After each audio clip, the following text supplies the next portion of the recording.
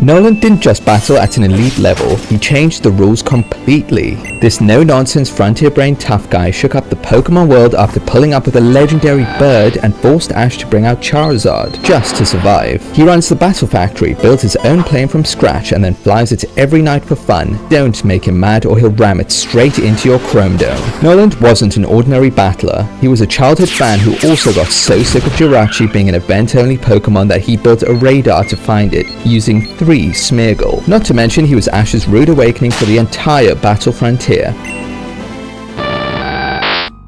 Noland is the factory head of the Battle Factory in the Hoenn Battle Frontier, the first frontier brain Ash ever encounters, forever remembered in the fandom for being the guy with the Articuno that gave Ash a run for his money. He's one of the 7 elite trainers recruited by Scott to staff one of Pokemon's most genuinely creative game modes, a facility designed to do one thing: strip Pokemon battling down to its raw fundamentals. No training your favorites, no comfort picks, just rentals and adaptability. He isn't testing your Pokemon, he's testing you, and when you beat him, it feels amazing because you didn't win from having powerful Pokemon, it was because you understood the game. He looks like a PE teacher who decided to also become a mechanic. Muscular, red cap, sleeveless white coat over a sleeveless black shirt, because the coat wasn't showing off the arms sufficiently. He has the energy of someone who gets up at 5 AM not because they have to, but because he wants to fly a plane. You would have never guessed that he's an elite trainer from all this. Maybe just a journeyman with a Machoke. His English name, Noland, can have a few meanings,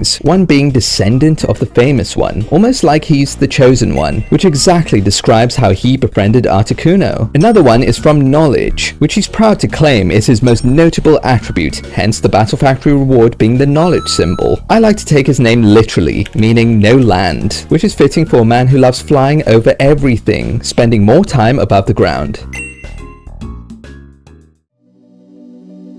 The anime gives Noland one of the more memorable introductions of any frontier brain, and it earns it almost immediately. Ash and the crew are lost in the forest while looking for the Battle Factory, thanks to Max, and they notice an Articuno flying above them, alongside a plane which suddenly vanishes into a cloud of smoke. They rest at a Pokemon Center and meet Scott, who gives them a lift to the Battle Factory where they witness and stop a steam-powered nightmare machine that's going haywire. Of course, Noland jumps out as if he didn't just almost wreck the Battle Factory, introduces his machine, and soon after, himself. Ash is like, you, me, right here, right now. Noland accepts the challenge with a smile and flexes all of his Pokemon, then gives Ash a choice of who he wants to battle. Articuno comes out and Noland reveals he was the guy in the plane flying alongside it. He reveals his history with Articuno. He was flying a plane at night, Articuno had a wing injury, and Noland saved it. Now they're friends, and they love to race. Given his positive and cheerful demeanor, it makes you wonder why his Japanese name is Datsura, coming from Datura, a genus of highly poisonous, hallucinogenic plants known variously as Devil's Trumpet, Hell's Bells, or Mad Apple. All parts of the plant are toxic and can cause hallucinations, delirium, psychosis, and worse. Pretty crazy stuff. Kinda weird Game Freak looked at this innocent man in a red cap and named him after a plant called Hell's Bells. Well, Team Rocket come in to steal Noland's Pokemon and he straight up rams them with his plane. Okay,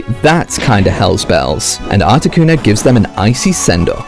Come nighttime, Ash made his decision about who he wants to battle, Articuno, because he really wants the lowest chance possible of winning. Everyone thinks he's crazy after seeing how effortlessly it has been mogging everyone by just existing. Even Scott starts hyping it up, saying that it has the strongest ice beam he's ever seen, and I'm pretty sure Scott has seen Brandon's Regice fire off one of those. Little do they know, Ash is an aura farming madman, and has Charizard fly down from the moon to side-eye Articuno. Even Noland is sweating just feeling the aura scales change while he stares at Charizard's beer belly. Now it's serious, manhood is on the line. Next day, fight time. Articuno opens up with a subscribe. May I remind you to do the same if you've been enjoying the video so far. We have a big goal of 1,500 by the end of the month, and 100 likes. Thank you all. Articuno uses Ice Beam, which gets devoured by Flamethrower and gives Articuno a wake-up slap. Articuno's like, note to self, don't get hit by that, and effortlessly dodges the next one. It summons Mist, which makes him mad and starts to fire off Dragon Breaths until one eventually hits. If that was my Articuno, it would be paralyzed by now, but this Articuno seems to have some healing hacks ability because it's recovering from everything way too quickly. Charizard says, I can tank hits too, and eats a direct Ice Beam and gets clapped by Steel Wing. Maybe that wasn't the best idea? Articuno pulls out its secret weapon,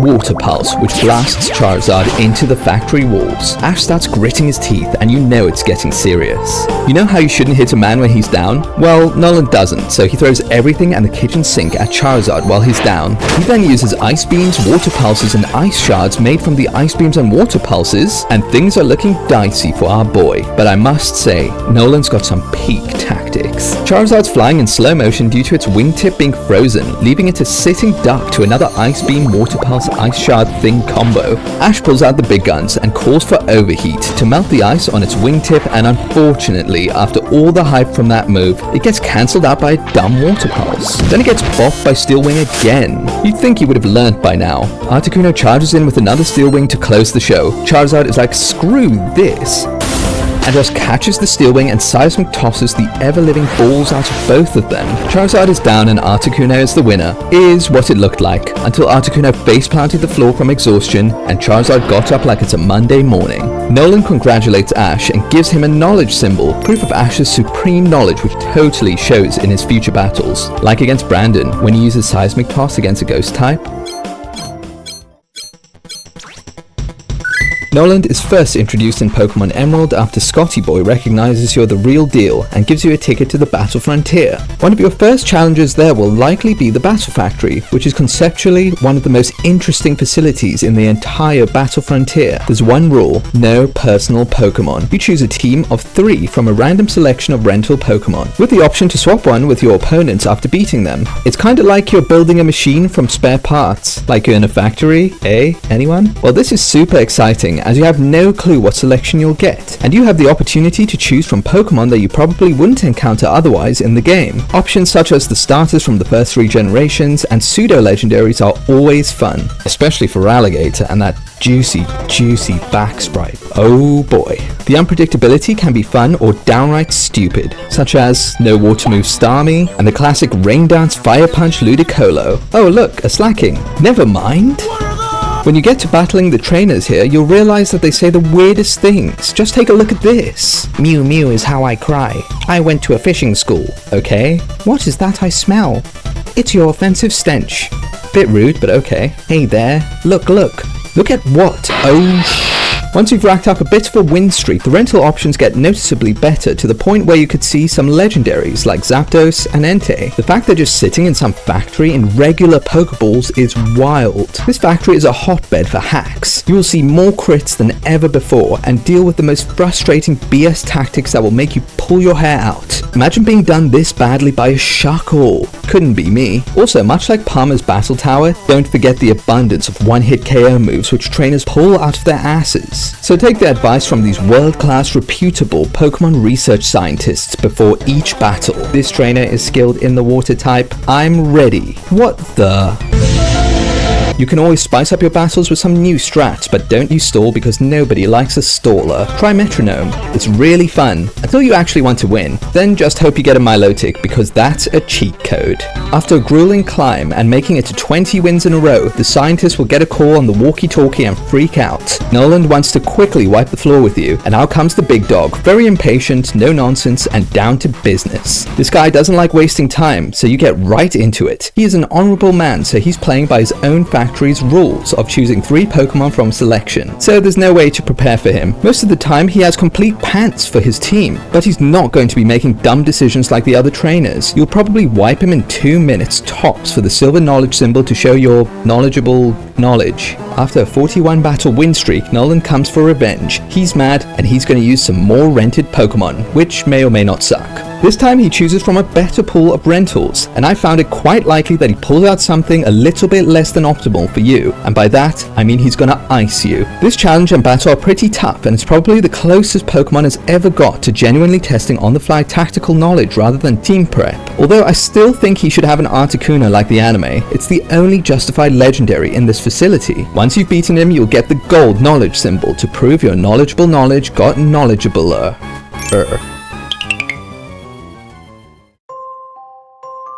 In Pokemon Adventures, Noland gets dropped into the full chaos of the Emerald arc, and the manga does not waste him. The Battle Frontier's opening ceremony is underway and Emerald crashes it. The Frontier Brains decide to let him challenge all 7 facilities in 7 days before the official opening. Noland is mad at Emerald's lack of respect and the fact that he has a colossal balloon head without a speck of knowledge inside of it. He challenges Emerald and grabs him by the giant head and throws him down 70 floors of the battle tower. Emerald somehow survives and Noland forces him to go through the same hell that we did in the games to achieve a 41 win streak. The factory here works exactly the same as the games. Emerald blitzes through those noobs like it's no big deal, and Noland is next. They begin with Noland's Mawile versus Emerald's Linoon, and Noland channels the power of Factory Head to focus punch Linoon right in the gut, leaving it puking out its own organs. Emerald's like, nope, and sends out Pinsir. It turns out that Linoon used Trick to give Mawile its choice band, leaving it stuck using Iron Defense in a loop, and Pinsir crushes the life out of it.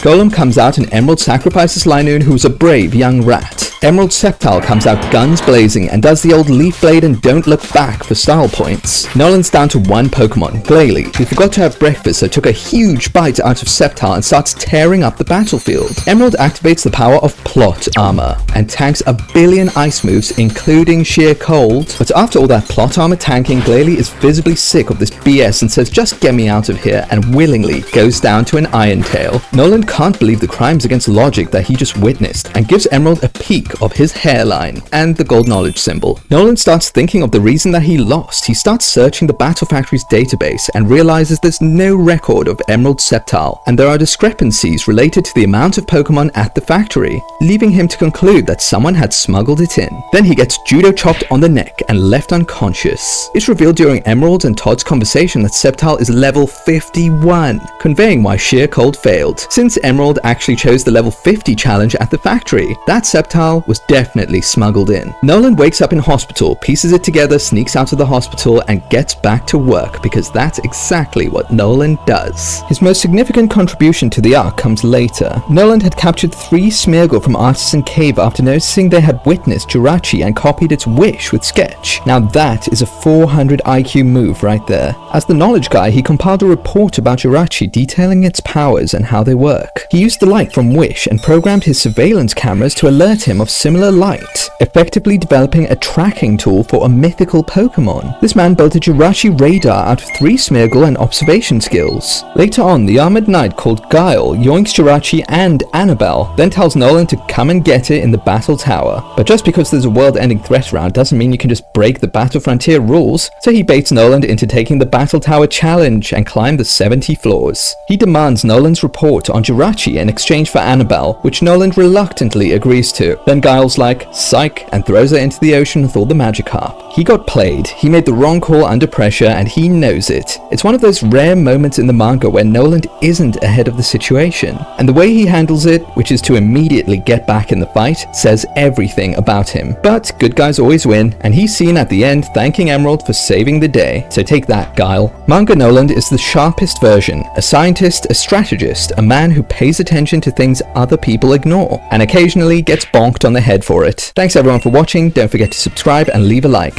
And let me know which Noland wins. The games give you the concept, the manga gives you the stakes, and the anime gives you the person, the night pilot with the legendary bird. Anime Noland is my favorite as it showed his character the most, a kind, hardworking, intelligent, elite level trainer, and will never forget his Articuno. See you all in the next one.